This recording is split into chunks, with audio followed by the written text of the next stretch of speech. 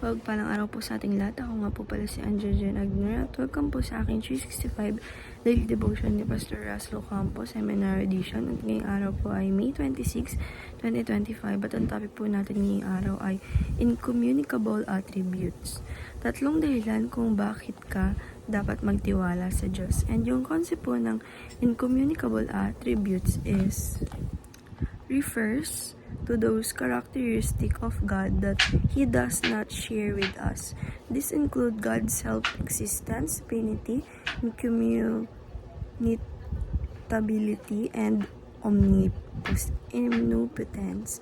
And unlike communicable attributes such love, mercy, and justice, with God shares with His people, incommunicable attributes refers of the vast difference between the Creator and this creation.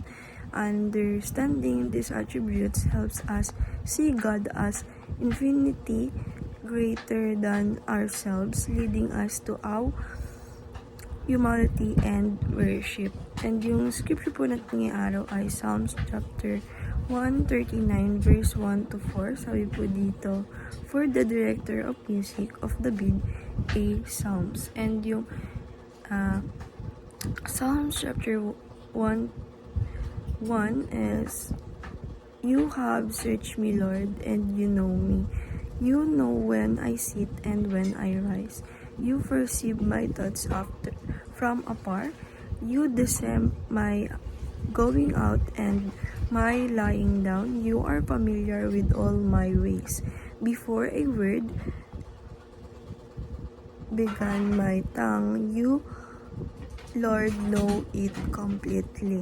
And yung teaching number 1 po natin is omniscience. Sabi po dito na ang ating Panginoong Diyos is God is all-knowing. Siya po ay talagang makakalanlan. Siya po talaga ay hindi makakalimutin sa atin.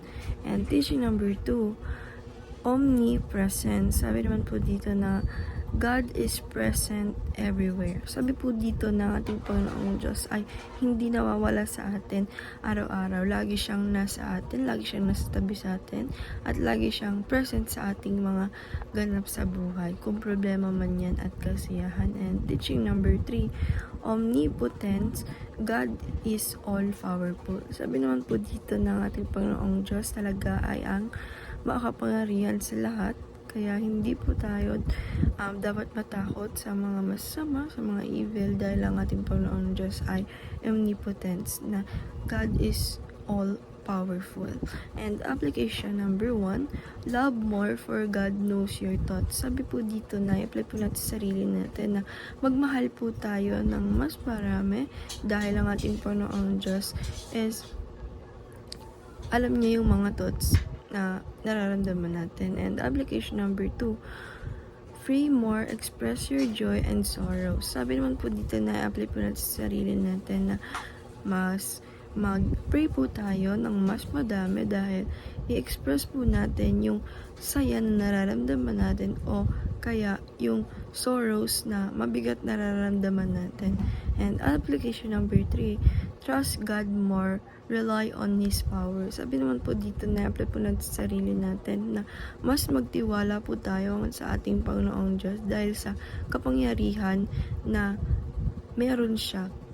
Dahil nga po, huwag tayo matakot sa iba dahil ang ating Panginoong Diyos na Panginoon natin or Creator natin ay talagang makapangyarihan. And dahil lang po ngayong araw, maraming salamat. God bless.